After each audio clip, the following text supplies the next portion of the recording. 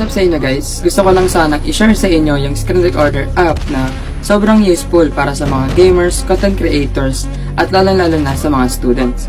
And yung name ng app na to is Clipso. By the way, this video is not sponsored by Clipso.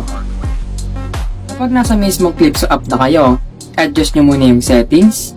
First, dun sa audio, and second, sa resolution naman is 1080p lang yung nilagay ko. And sa quality naman is naka-high lang siya, and sa FPS, yung max lang kasi sa akin is 120. Kasi yun lang yung compatible para sa gadget ko, which is yung PocoPad ko. And sa orientation naman is landscape. Ang kagandahan dito sa app na to is wala siyang overlay sa gilid-gilid kapag nag-i-screen record ka na. And that's it for this video guys. I hope na nakatulong sa inyo yung screen recorder na share ko sa inyo.